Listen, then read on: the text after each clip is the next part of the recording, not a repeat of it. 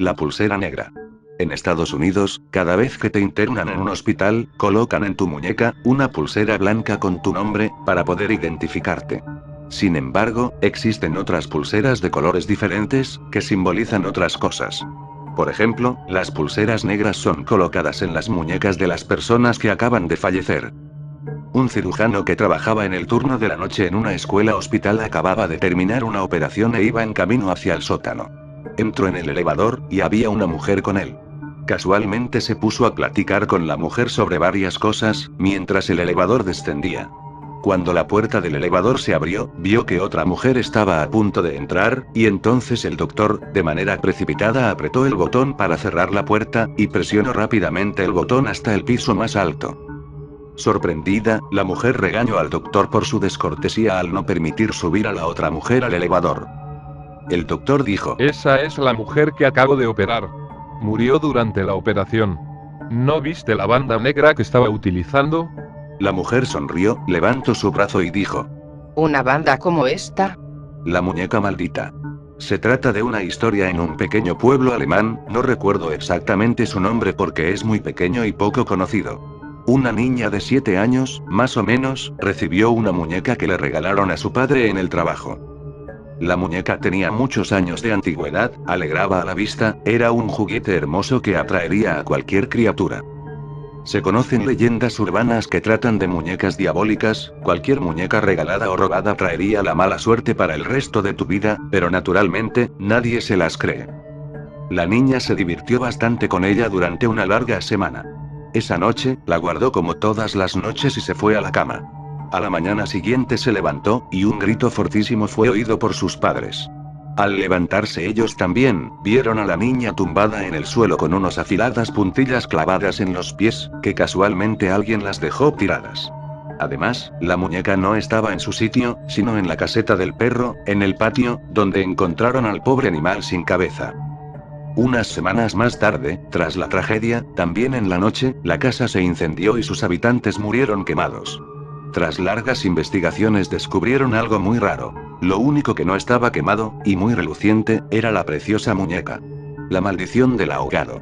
Sucedió hace unos 10 años atrás, en mi ciudad natal. Yo soy de un departamento de Perú llamado Huancavelica y por ese entonces todos en mi barrio éramos niños y no había mucho que hacer para divertirnos. Ir a nadar a la piscina era algo que hacíamos todos los fines de semana, sin falta. Recuerdo que un sábado no fui, estaba enfermo en casa, pero mis amigos Freddy, Leo, Jason, Mauro y mi hermano Jack estuvieron nadando casi todo el día y al anochecer, cuando ya estaba un poco mejor decidí salir de mi casa para ver si podía encontrar a alguien con quien jugar a la pelota. Pude divisar a mis amigos en una esquina de mi cuadra, parecía que conversaban en voz baja, presentí inmediatamente que algo malo había pasado, así que me acerqué para ver qué sucedía. Pude enterarme de todo, habían sido testigos directos de la muerte de un chico, se había ahogado esa misma tarde en la piscina.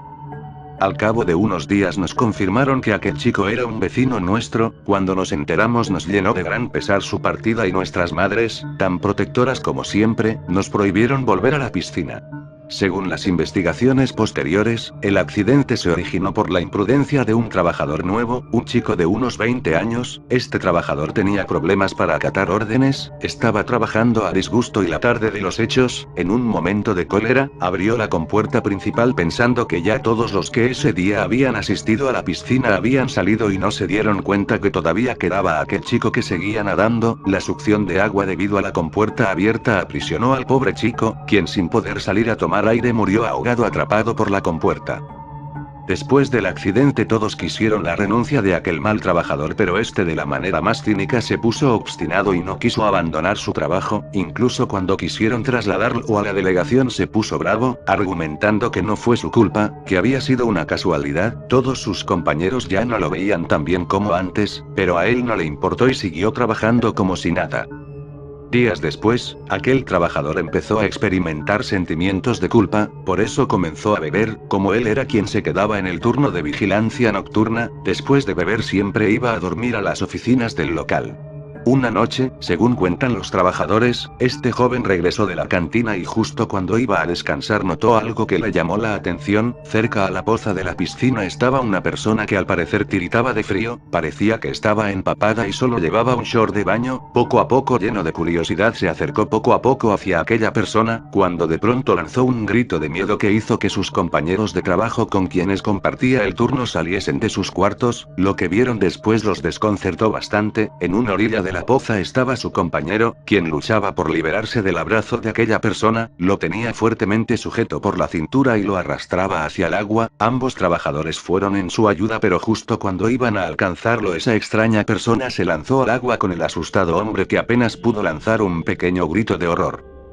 Sin pensarlo dos veces, ambos compañeros se lanzaron al agua para socorrerlo, pero por más que trataban de alcanzarlo no lo lograban. Parecía que esa persona lo llevaba por todo el fondo de la poza sin dejar que saliese a flote. Después de un buen rato, al fin salió a flote, pero sin vida y no había rastro alguno del atacante. Por más que trataron de revivirlo ya no pudieron hacer nada. Tiempo después ellos presentaron su renuncia, pues sabían que aquella persona que había matado a su compañero era el espíritu de aquella pobre persona que murió ahogada por culpa de la irresponsabilidad de su compañero, que ahora había pagado con su vida aquel fatal error. La maldición del ahogado se había cumplido y, según lo que cuentan, a pesar de que esa poza fue demolida y construyeron una nueva, el ahogado permanece aún en el interior de ella, tal vez esperando una nueva víctima, o quizá solo espera encontrar el descanso que su alma tanto desea. Diles a mis padres. Después de haber reñido con sus padres por una fiesta a la que no le dejaban ir, una joven chica decide a pesar de todo ir. Para ello se escapa de casa saliendo por la ventana de su habitación. Una vez en la fiesta, conoce a un chico más mayor que ella.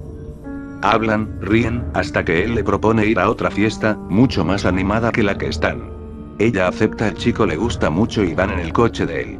Una vez en la fiesta nueva, el chico bebe más de la cuenta, a lo que la joven se siente incómoda y le pide que la lleve a la otra fiesta, donde están sus amigos. Él accede, pero en el trayecto de vuelta sufren un brutal y terrible accidente. Cuando la muchacha se despierta, está en la cama de un hospital. Una enfermera le cuenta que su amigo que conducía había fallecido y que también habían muerto los pasajeros del otro coche. El dolor de su alma era muy fuerte, pero el de su cuerpo más.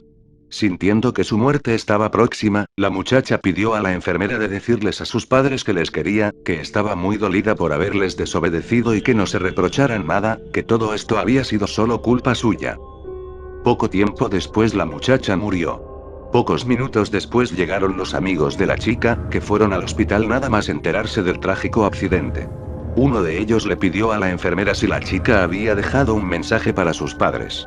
Pero la enfermera contestó que no había dicho nada.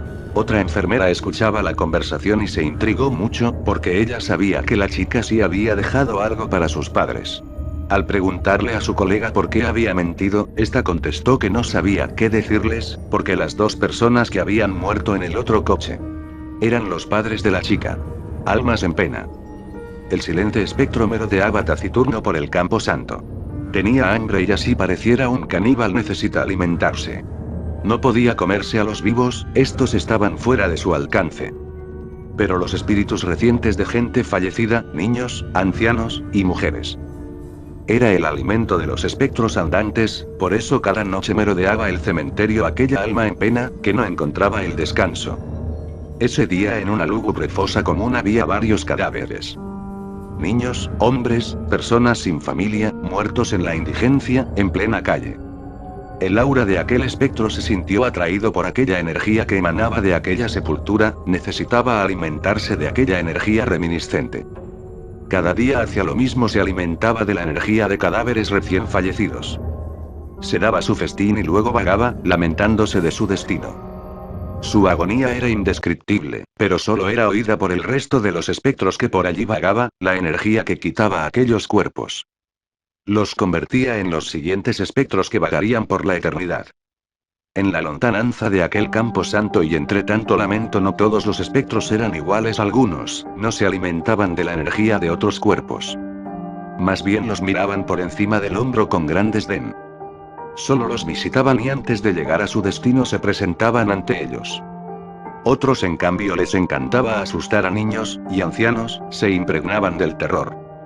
que producían en ellos, adoptaban los más espeluznantes formas, caras terroríficas, cuerpos amorfos, verdaderas deformidades, sonidos y ruidos de ultratumba. También aquel campo santo existían espectros buenos, los menos, pero también existían y daban compañía a los muertos recientes, estos se regocijaban de la esperanza de aquellos cadáveres, del deseo de ver a sus familiares y seres queridos. Aquellos espectros solo podían visitar tumbas y fosas comunes que no estaban bendecidas, ni tenía a nadie que fueran a visitarlas, almas perdidas como ellos. Esas eran las leyes que imperaban en aquel campo santo. La mayoría de los muertos encontraban su destino, en cambio otros vagaban por sus recintos como almas en penas, sin encontrar nunca la paz y descanso que tanto necesitaban.